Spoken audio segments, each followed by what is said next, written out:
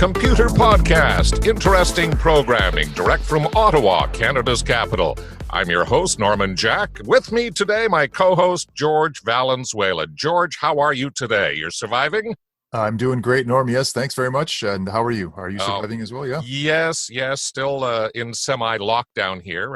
The province of Ontario is starting to slowly reopen, but I think a lot of the medical experts here are looking at some of the surges that they've seen in countries that are starting to open up. They've had new surges of cases in Germany, in South Korea as well. So I get the feeling that maybe things will be slowed down a bit from what the government had been hoping. Well, and the key is obviously to keep that peak of the curve below the capacity of the healthcare system. But ideally, we'd want nobody to get sick and nobody to require hospitalization. It's a balance now between economy and health, right? Yeah. And that's such a tough call to make as a politician or as anyone. I certainly don't envy them their position. To be sure. Now, in the news this week, we're going to be talking about an interesting story that's come out about chip manufacturing in the United States, which sounds kind of odd, but we'll be delving into that. We're also going to be talking about language apps. If you're still locked up at home and in self-isolation, it's a good time to grab an app and start learning another language. Of course, here in Canada, French is the second official language besides English. Lots of other languages to learn too. George, of course, coming from a Spanish family, knows Espanol very well. Mm-hmm. That was your first language when you were a kid, wasn't it? My mom, my mom and dad are both immigrants. I'm first generation born here. And my mom was also a Spanish language teacher back home. And she came here as a part-time job. So I had to learn Castilian Spanish, or I had to go, I wouldn't say she washed my mouth out with soap, but she made me do lines. Oh, Spanish, no, really? I had to learn the right way to speak according to her, yeah. Yes, that's right. So, you didn't have any choice. It wasn't just picking it up in the kitchen. This was like lessons. This was lessons. Yeah. I went to Spanish school every Saturday for the first, I don't know how many years of my primary school lifetime. Did you really? 6 days a week, Norm. Well, being that it's one of the most popular languages in the world and one of the most widespread languages in the world, you're sort of in the driver's seat. I'm very thankful now, but at the time I didn't quite see it. So this is when age kind of changes your view on things and kind of mellows out your opinion. So I'm very thankful now, and I make sure I do thank my parents whenever I get the chance. Okay. Well, we're going to explore some different apps out there. And, the thing about these apps is they all have mobile versions these days. So even when things start getting back to normal, when you're back on the bus or if you're driving in the car to and from work, there's no reason in the world you can't use these apps to continue your education as well. In the news this week, Reuters is reporting that the Trump administration is in discussions with semiconductor companies about building chip factories in the United States. Apparently, Intel has been talking with the Department of Defense over increasing domestic concerns for microelectronics and things like that. As well, which is a logical target. You want to ensure your domestic security. And the Taiwan Semiconductor Manufacturing Company has apparently been in talks with the U.S. Department of Commerce about building a factory in the United States, but they're saying they haven't made a final decision on that yet. Now, of course, the United States under President Trump has been a lot more protectionist and a lot more made in America, with varying degrees of success or failure on that particular front. And George, I wonder why they think semiconductors can be built here without some sort of enormous government subsidy to make it workable. Or do they plan, will they have to do that to get chip manufacturing reestablished in a big way in the United States? Well, I can't really speak to doing something without government subsidy. It's such a different philosophy from a country that's so close to us.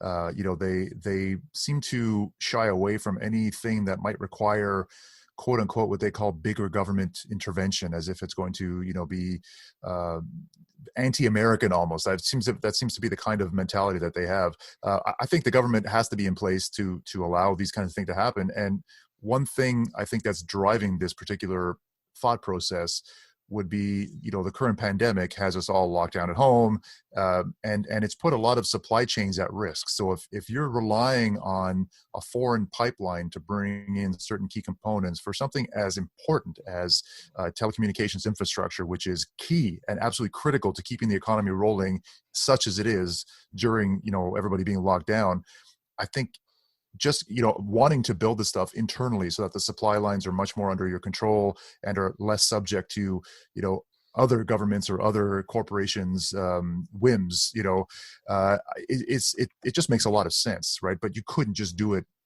by snapping your fingers. There has to be a concerted effort between corporate America and government, and hopefully we can be a part of that. As a Canadian citizen, I think it makes sense to keep the American economy going strong because we're so closely tied to it. It just makes sense for us to be in lockstep as much as possible. So I do get the motivation. I don't understand why they need to do it without some sort of government subsidies or help or intervention, encouragement. You need to have the government working with you, in my opinion. Yeah. And I think it's important to note that, of course, Intel's now apparently working with the Department of Defense. And any time an American administration says it's for, quote, the defense of the country, all of a sudden there seems to be hundreds of millions or billions of dollars available for this sort of thing. But I doubt very much whether even the involvement of things like the Department of Defense or the Department of Commerce or the U.S. government is going to bring them to a situation where they're going to be manufacturing huge numbers of chips for cell phones or chips for computers, memory chips, semiconductor boards, the whole thing. They're never going to be able to do mass amounts of that simply because the cost would be too high. I mean, why do we think that we buy stuff from South Korea and Taiwan and China? It's because the prices there are cheaper, and they're top of the line manufacturing facilities there. They put a lot of money into those facilities, especially with automation. You're not going to see them wanting to suddenly run into the United States, even with government help, and set up a factory if they're not going to be able to make the chips at a marketable price. Right, and no consumer is going to want to pay $12,000 for a current $1,000 phone to get the ball rolling. Yeah. So, and again, but this is why I was speaking to somehow requiring some sort of government subsidies or help to get that rolling as well, because you can't do it without the help. But otherwise, if you just leave it up to market demand, then you're going to price yourself out before you even get started. Yeah, right. And that's one of the things, as you point out, that the U.S. government has been reluctant to get involved in, simply because it could mean, to maintain the success of the operation, it could mean ongoing government help, government subsidies, government investment for a long time to come, just to keep, say, the price of the chips competitive. Right. And when you open it up to, say, the telecommunications industry, then you're going to get the automotive industry saying, hey, how come you're not helping us? And you're going to get the banking industry saying the same thing. And the cascade effect would be traumatic. Right. Yeah. And because you've been so far out of it for so long in every industry, jumping into one industry, completely getting, up to your chin in water, it doesn't make sense. It's not going to fly well with other industries. And, there's so much competition. It is a tough sell either way, but clearly something has to be done to solve supply lines. Something has to be done to not require so much, reliance on foreign things like that are so critical, right? Or at least securing the foreign supply lines in a time of crisis, right? And we're all allies here. I'm not saying to, shut down the borders or anything, but you've got to have some plan in place, some contingency, in case something else happens. So it makes sense. It does make sense to a certain extent. Well, lots of people I know who are in semi-isolation at home, not working right now, or maybe only working from home, are into the language thing all of a sudden. It's amazing the number of friends that I have that are popping up on the internet with, on Facebook or Twitter, talking about downloading apps to learn a new language or brush up their skills on a second language. So we thought we'd take a look at a couple of the really popular ones and give you an idea of what's available out there if you decide you want to take the big step and learn or improve your knowledge of a second or perhaps a third language. I guess Probably the granddaddy of them all for internet-based language learning is Rosetta Stone. I can remember even before the days of the internet, Rosetta Stone was really popular. Their DVD connection, CD collection was massive, and it was expensive. Let's face it, physical prices of manufacturing the discs and sending them out to you made it sort of cost prohibitive. But again, with the internet spreading, it's one of those things now where it's a lot easier to get access to them, and they're available on all mobile devices. So it cuts their costs, and I mean, it gets to cut the cost for you. Rosetta Stone, as I said, probably the granddaddy of all of them. It's used by several countries for language training for foreign service officers and those people who have to serve overseas with the government. Really popular with them with that. The interesting thing about it is their subscription system. They will allow you to take one lesson for free. They're not big on letting you into the system until you actually pay money. But the longer you subscribe, the cheaper the price is per month. So if you say take a 2-year subscription, and I figure if I haven't learned a language in 2 years, at least to the basics of being able to ask where the washroom is, then I'm probably never going to learn it. You're looking at just over $5 a month. Not a bad investment. If you go whole hog, though, you can pay $199 to Rosetta Stone and get a lifetime access to all of their languages, which is kind of cool. So you can take it at your own pace. The thing about it too is their system of presentation of the language lessons is good. Some of them may seem a little bit long, which is a bit of a problem for some people because, of course, if you're trying to concentrate, say, on the bus or while you're driving the car to and from work, it's you don't want them to be too long. But an excellent way of presenting the languages as well. They offer conversations, all that sort of stuff. A popular program. Another one that's sort of come out of the woodwork in the last 10 or 12 years or so is Babel. They're using realistic scenarios and interactive dialogues. The lessons are a little bit shorter. They're 10 to 15 minutes each, so they're more concentrated on that sort of thing as well. They also offer a free type of service, but you can get more with a subscription to this service as well. So that's really, proven to be quite a popular app in the last little while. One of the coolest, though, that I've seen is called Duolingo. Nice short lessons, good repetition to help you remember. Lots of realistic scenarios presented, instant feedback. It's maybe a touch simpler in terms of detail than either Babel or Rosetta Stone, but it gives you a really good, at least a good start on learning a second language. They do claim that if you spend 34 hours with Duolingo, this is according to a study the company commissioned, it's the same as one semester of university training as well. One of the things that I did like better about Babel and Rosetta Stone was there's a lot more conversation ability in the other two than there is in Duolingo. But let's face it, Duolingo is free. You can use it as often as you want. You can continue through all of their lessons. Doesn't cost you a penny. You can subscribe to what they call Duolingo Plus, but that just removes the ads. So if you can put up with the advertising on it, it'll stay free forever and ever. There's another one that's sort of come to prominence just in the last little while. It's called Memrise. Sort of a play on the word memorize. This is an app, or as well as a computer-based program, that uses a lot of flashcard types of presentations as well.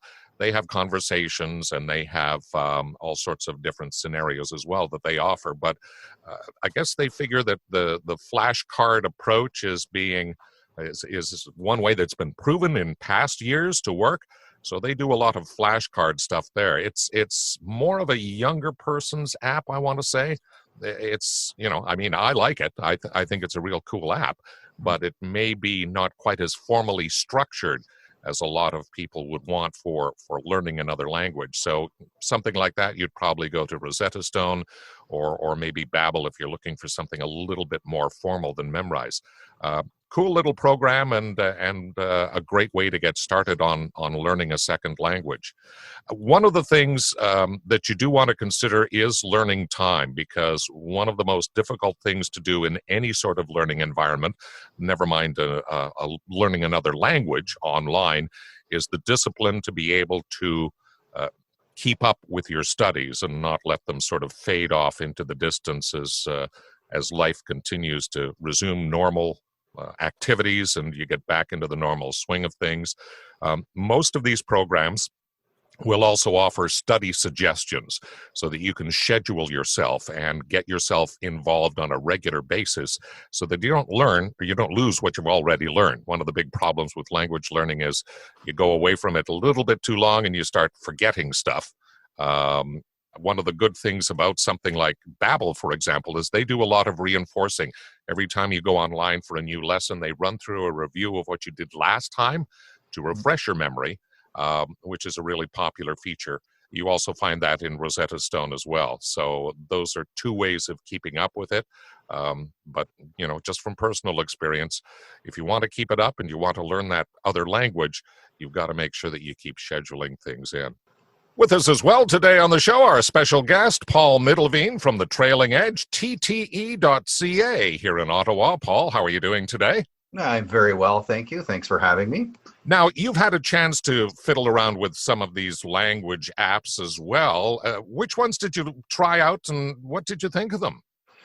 Well, as you say, I've always been thinking about learning another language. Didn't necessarily do the best when I should have. Yes. And it certainly is wonderful to be able to communicate with many others, and with the opportunity that we have right now, why not, right? Yeah. Let's try and connect as many ways as we can. Language being one of the hardest barriers. So yeah, I did try Duolingo. Took a couple of courses, and I found it quite easy to use and very, very easy to follow. Nice goal orientated programming, like you were saying. Most of them do have goal setting to move you along during your learning process. And I appreciated the emails that they would send me, letting me know how good of a job I was doing and pushing me to learn more and more. The service was great, even with the ads going through. As you say, if you can deal with the ads, it's free, and they do have premium service. But the step-by-step process with the visuals they had definitely worked very, very well for me. Now, when you took a look at Duolingo and the reminder emails, did that help you stay on track? I mean, one of the big things, of course, as I mentioned, is trying to get everything scheduled and to keep up the pace and not let it just sort of fade away into nothingness. Did that help at all? Oh, definitely helped me. I mean, again, routines are definitely something that help us, especially, trying to work from home or whatnot. So adding this to your routine with the reminders that they're giving you and suggestions really, really did help. I started it about a week ago, and every day they'd be letting me know how my progress is, what I should be doing, and to keep up the good work. So I actually started putting it into my routine, and maybe I'll be able to conversate in French in the next month or so. There you go. Did you get a chance to try any of the others?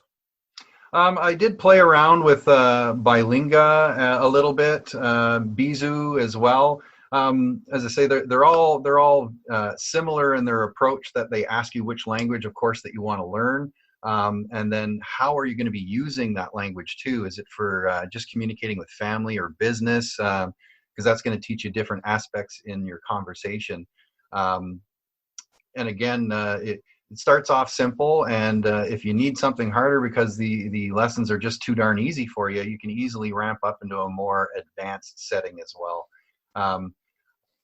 I don't necessarily like spending money on things, but most of them do have a subscription base for premium contents, usually getting into more certificate-based level approach as well. And they'll give you study plans. They could possibly give you somebody to chat with. Bilinga, that one in particular, they work on setting you up with an individual that is native to that language, so you can work on discussing and talking about anything and everything with somebody that's native to the language and is there to help you. So I did try that as well, and with my wife, and that was really cool. Again, she's bilingual where I'm not, so it was nice to have her there. But it's amazing how much, I guess, more you're interested in learning the language when you're directly communicating with somebody. So give those a try. We'll have some notes in the blog on those, and give us your feedback as well on which program you liked and which one you didn't. We were glad to have all of your emails, program suggestions too, if you've got them. You can send it all to thecomputerpodcast@gmail.com. And of course, you can also check out our Facebook page. You just have to go to facebook.com/thecomputerpodcast. And the blog as well, which George puts together every week, getting all the highlights from the show together, as well as other information. That can be found at thecomputerpodcast.com. Well, that's about all the time we've got for the show this week. George, thanks very much, and we'll see you next week. Take care, Noam. See you. We'll see you next week as well on the Computer Podcast. Interesting programming.